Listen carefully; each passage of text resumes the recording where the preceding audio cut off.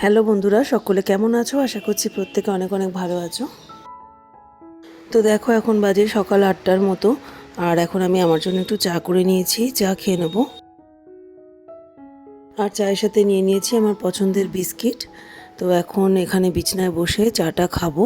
আর তারপরে আজকে একটুখানি ঘরদোর অগোছালো হয়ে রয়েছে, সেগুলো একটু গোছানো শুরু করব। আর রান্নাও করব। তো চলো, এই দেখো ঘরটা কীরকম ক্ল্যাটার হয়ে আছে, মানে চারদিকে না তাকানো যাচ্ছে না। এই তোমার শোকেসের মাথাটা এত নোংরা, তারপর টেবিলটার কভারটাও অনেক নোংরা হয়েছে, ডাইনিং টেবিলের কভারটাও তুলে ফেলবো। তো ওপর থেকে সব জিনিসপত্র নামাতে হবে, তো টুকটাক অনেকগুলো কাজ রয়েছে। আর প্রথমেই এখন আমি চা খেয়ে বিছানাটা ভালো করে ঝেড়ে আর একটা নতুন পরিষ্কার চাদর পরিয়ে নিচ্ছি। এই চাদরটা একদমই নতুন, একবারও ব্যবহার করিনি। তো এটা তোলাই ছিল, এইটা আমাকে ভাইফোঁটায় আমার বড় দাদা দিয়েছে গিফট হিসাবে। তো ওটা এখন পেতে নিচ্ছি, ওটা এতদিন ইউজ করিনি। তো ভাবলাম যে এটাকে ইউজ করা শুরু করি। আর রিজু কিন্তু সকালবেলায় এর মধ্যে ডাল ভাত খেয়ে কলেজে বেরিয়ে গেছে। তো ও বেরিয়ে যাওয়ার পরে আমি চা খেলাম আর তোমার টুকটাক এই সব কাজগুলো শুরু করলাম। চাদরটা কিন্তু খুব সুন্দর দেখতে, তাই না? পাতার পরে কিন্তু আরও দারুণ লাগছে। আর নতুন বেড কভার পরানোর মজাই আলাদা, তাই না বলো? সেই বেড কভারে শোয়া, বসা বা রেস্ট করা আমার তো দারুণ লাগে। তো চলো, বেড কভারটা সুন্দর করে পরানো হয়ে গেছে। আর ওপরে কিছু জামা কাপড় ছিল যেগুলো রোজের কাচা আর ভাঁজ করা থাকে টুকটাক, তো সেগুলো এখন আপাতত এখানে রাখবো, পরে সব ওয়ার্ড্রোবে গুছিয়ে রাখবো। আর এখন সোফাটাও চারদিক ভালো করে ঝেড়ে নিচ্ছি। সোফাটা অনেকটা পুরনো হয়ে গেছে আর ছিঁড়ে গেছে, কিন্তু এখন কিনতে পারছি না। এই 2-1 মাস বাদেই হয়তো কিনতে পারবো। তো যতদিন না কিনতে পারছি ততদিন বসার জায়গা হিসাবে এটাকেই রাখতে হচ্ছে। লোকজন আমাদের বাড়িতে আসে না তার জন্যই, না হলে লোক সমাজে এই সোফাটা আর বার করা যায় না, তাই তোমাদেরকেও দেখাতে পারি না। আসলে দেখাতে খুবই লজ্জা লাগে, সত্যি কথা বলতে। একদম সৌম্য এরকম করে দিয়েছে সোফাটাকে ছিঁড়ে ছিঁড়ে, ওটাতে আর কি মানে ওটার দিকে তাকানোই যায় না। তো যাই হোক, চলো, সোফাটাও কিন্তু ঝেড়ে পরিষ্কার করে নিয়েছি। আর এখন এই টেবিলের ওপর যে জিনিসগুলো আছে ওগুলো একটুখানি কভারটা দিয়ে শুকনোভাবে মুছে রাখছি, কেননা সব জিনিসের ওপরে একটু একটু ধুলো পড়ে যায়, প্রত্যেক দিন একটুখানি মোছামুছি তো করতেই হয়। তো সেগুলো মুছে নিলাম এই কাপড়টা দিয়ে। তারপরে এই কভারটা একদম খুলে নেব আর এটাকে আজকেই কেচে দেবো। আর এই যে এই প্লাস্টিকের কন্টেনারটা দেখো, এটা আমি না আমাদের কোয়ার্টারের স্পোর্টসে গিফট পেয়েছিলাম। তো ওটা এখন বাইরে বার করা ছিল, তো ওটা এবার তুলে রাখবো। আর এই জলের বোতলগুলোও ভরতে হবে। তো এখন আপাতত টেবিলটাকে সুন্দর করে মুছে নিচ্ছি আর কভারটা কাচবো। কভারটা কাচার পরে আবার এটাকে পরিয়ে দেবো। টেবিলটা যত সম্ভব আমি ফাঁকা রাখারই চেষ্টা করি, কারণ টেবিলটার সাইজ তো খুব বেশি বড় নয়, তার এর ওপরে তোমার খাবার দাবারও রাখতে হয় দুপুরবেলা রান্না করে। আর টেবিলে কয়েকটা কৌটোও থাকে, যেমন সৌমোর দুধের কৌটো, আমাদের বিস্কিটের কৌটো, তারপর টুকটাক কয়েকটা জলের বোতল থাকে। তো জায়গা যেহেতু বেশি নয়, তাই আমি যতটা সম্ভব এটাকে পরিষ্কার এবং ফাঁকা রাখার চেষ্টা করি।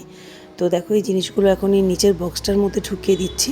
আমি এই নিচের বক্সটাতে কিন্তু আমার অনেক রকমের টিফিন বক্স, তারপর তোমার জলের বোতল, কাপ ডিশের সেট, যেগুলো আমি গিফট পেয়েছি, আমার ছেলেরা তোমার গিফট পেয়েছে, তো সেগুলো কিন্তু এর মধ্যেই রাখি। আর এই ছোট ছোট যে দুটো স্টিলের হাঁড়ি রয়েছে, এই দুটো মা দিয়েছিল, তো এগুলো এখনও ইউজ করিনি। জিনিসপত্র পেলে বা কোনো কিছু গিফট পেলে আমি কিন্তু কিপটামো করে তুলে রেখে দিয়ে অনেক দিন পর সেটা ব্যবহার করি। এটা আমার ভালো গুণ না খারাপ গুণ জানি না, কিন্তু এই স্বভাবটা আমার আছে। এই জামা কাপড়গুলো এখন ওয়াশিং মেশিনে দেবো কাচার জন্য। আর আজকেই ছিল সৌম্যর পরীক্ষার শেষ দিন, তো ওর বাবা ওকে আনতে গেছে, তো এক্ষুনি চলে আসবে। আর দেখো, গোলাপ গাছটায় না আমি সার দিয়েছিলাম, মনে হয় সারটা একটু অতিরিক্ত হয়ে গেছে, তো এই জন্য কিন্তু পাতাগুলো না হলুদ হয়ে যাচ্ছে। তো এখন আবার গুগলে সার্চ করে দেখলাম যে সারের পরিমাণটা আমি অনেকটাই বেশি দিয়ে দিয়েছি। তো ওই জন্য এখন একটু মাটিগুলোকে তুলতে হবে আর গাছের ডালপালাগুলোও ছেটে দিতে হবে। আর এই ইনডোর প্ল্যান্টটা এখন তো নতুন, এটা একদম ঠিক আছে, এটা টেবিলের ওপর এনে রাখলাম। আর রান্নাঘরে ডাল ভাত হয়ে গেছে আর চানা মশলাটা সিদ্ধ করছি, এটা রাতের জন্য করে রাখবো। আর সৌম্য আজকে স্কুল থেকে এলে বার্গার খাবে বলেছে, তো বার্গার প্যাটি আমার আনাই আছে, তো ওকে দুটো বার্গার করে দেবো। আর এখন ফ্রিজের তাকটা একটু নোংরা হয়েছে, তো এটা একটু পরিষ্কার করে নিচ্ছি। আর এই ফলটাও বার করে রাখলাম, আঙুরগুলো, এগুলো একটু জলে ভিজিয়ে রাখবো, তাহলে ঠান্ডা ভাবটা কেটে যাবে। আর দেখো, এখন এই তোমার ফ্রিজের ভিতরটা খুব বেশি নোংরা হয়নি, অল্পই নোংরা হয়েছে। একটা এমনি নর্মাল ভিজে কাপড় দিয়ে পুরো তাকগুলোকে একবার করে মুছে নিচ্ছি। আর এই যে বার্গার প্যাটিটা এখন বার করে নিচ্ছি। আর এই সোয়া চাপগুলো আনা রয়েছে, তো এই সবগুলো গুছিয়ে গাছিয়ে রাখলাম। ফ্রিজটা আমি একাই ব্যবহার করি, ওরা যদি ব্যবহার করতো তাহলে কিন্তু ফ্রিজ 2 দিনের মধ্যে আবার নোংরা হয়ে যেত। তো আমি একাই যেহেতু ইউজ করি, ফ্রিজের মধ্যে জিনিসপত্র রাখি, বার করি, তো ওই জন্য ফ্রিজটা দেরি করে করেই নোংরা হয়। তো এখন একটুখানি ভিজে কাপড় দিয়ে মুছে নিলাম। আর এখন কিন্তু সৌম্য স্কুল থেকে চলে এসেছে, আর ওর জন্য এখন বার্গারগুলো রেডি করে নিচ্ছি। তো বার্গার ব্রেডগুলো একটুখানি বাটার দিয়ে সেঁকে নিলাম, আর প্যাটিটাও তো আগে ভেজে নিলাম। আর এর মধ্যে কিন্তু সস টস দেবো না। আর লেটুস পাতাটা এনেছিলাম, ওটা খাওয়া হয়েছে, তারপরে কিন্তু বাকিটা নষ্ট হয়ে গেছে, ফেলে দিয়েছি। তো পাতাটা থাকলে ভালো হতো আর একটুখানি। তো যাই হোক, এখন বার্গার যা আছে ঘরে তাই দিয়েই বার্গারটা বানিয়ে দেবো। আর ও বললো সস দিতে না, তো ওই জন্য সস দেবো না, শুধুমাত্র মেয়োনিজ দিয়ে আর চিজ শিট দিয়ে আর এই প্যাটি দিয়ে বার্গারগুলো বানিয়ে দেবো। আর দেখো, এই ভিডিওটা আমাকে সৌম্য করে দিচ্ছিল, বললো মা তুমি কাজটা করো, আমি ভিডিওটা করে দিচ্ছি। তো ওই জন্য আমি কাজটা করছিলাম, আর ও কিন্তু ভালোই মোটামুটি ভিডিওটা করেছে, তাই না? তো চলো, এখন এই মেয়োনিজটাও ভালো করে লাগিয়ে দিলাম বার্গার প্যাটির মধ্যে। আর এরপর কিন্তু প্যাটিটা দিয়ে দেবো, আর তারপর চিজ শিটটা দিয়ে এগুলোকে একবার একটুখানি মাইক্রোওভেনে ঘুরিয়ে নেবো, যাতে চিজটা হালকা গলে যায়। তারপরেই কিন্তু ওকে খাবারটা দিয়ে দেবো। খিদে পেয়ে গেছে, বেচারা এসছে স্কুল থেকে।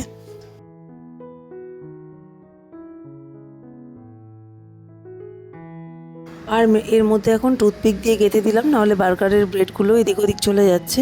তো এবার একটুখানি মাইক্রোওভেনে ঘুরিয়ে নিলেই হয়ে যাবে। তো চলো, আগে ছেলেটাকে ঝটপট করে খাবারটা দিয়ে দিই।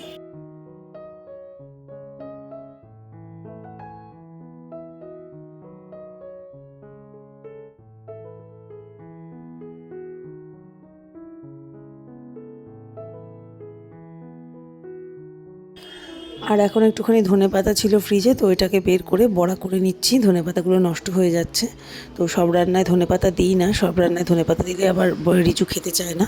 তো ওই জন্য ধনেপাতাটা নষ্ট হচ্ছিলো, ভাবলাম বড়া করে দিই। আর ডাল তো রয়েছে, আর একটুখানি সজনা ফুল রয়েছে। তো এই সৌম্য আবার এই ধনেপাতার বড়া খাবে না, তো ওর জন্য একটু সজনা ফুল আর আলু দিয়ে ভাজা করে দেবো।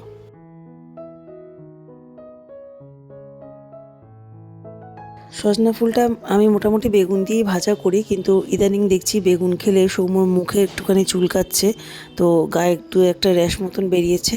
তো এটা অ্যালার্জি থেকে হচ্ছে নাকি আমি বলতে পারবো না। তো ওই জন্য এখন বেগুনটা আপাতত বন্ধ রাখছি। আর এদিকে দেখো, আমার লাঞ্চের ব্যবস্থা তোমাদের দেখিয়ে দিচ্ছি। ডাল, ভাত, ধনেপাতার বড়া, আর এদিকে সজনা ফুল ভাজা। আর ওদিকে দেখো, তোমার রাতের রান্নাটাও কিন্তু হয়ে গেছে এর মধ্যে। আর এই যে বলেছিলাম এই জায়গাটা একটু পরিষ্কার করব, তো এখন রান্নাবান্না কমপ্লিট করে এই জায়গাটায় হাত দেবো। দেখো কী অবস্থা, মানে আমার মাথা খারাপ হয়ে যাচ্ছে দেখে। তো চলো, এগুলোকে গুছিয়ে তারপরে আবার ফিরে আসছি। ছড়ানো ছেটানো জিনিসগুলোকে তো এদিক ওদিক সব পড়েছিল, সেগুলোকে একটা জায়গায় জড়ো করে রেখেছি, সব আপাতত ওয়ার্ড্রোবের ভিতরে ঢুকিয়েছি। ওয়ার্ড্রোবের তাকটা যেদিনকে পরিষ্কার করবো সেদিনকে ওগুলো আবার গুছাবো। আর এখন দেখো, কলিন আর একটু সার্ফের গুঁড়ো নিয়ে খুব ভালো করে ঘষে ঘষে মুছে দিলাম, কিন্তু এই নেল পলিশের দাগগুলো আর উঠাতে পারলাম না। এগুলোর জন্য তোমার নেল পলিশ রিমুভারটা লাগবে। আর ওই জায়গাটা কিন্তু ভালোই পরিষ্কার হয়েছে। আর এদিকে দেখো, যে কলিনের বোতলটা শেষ হয়ে গেল, এটার মধ্যে কিন্তু আমি এই লিকুইড ডিশওয়াশ সোপটা একটুখানি জল দিয়ে গুলে রেখে দিয়েছি, স্প্রে বোতলের মধ্যে আর কি।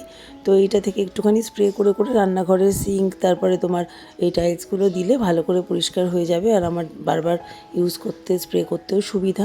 তো এই জন্য এটাকে করে রাখলাম। না হলে লিকুইড ডিশওয়াশের এই মেন বোতলটা থেকে যদি নিতে যাই, তো পরিমাণে অনেকটা বেশি পড়ে যায়, জিনিসপত্র নষ্ট হয়।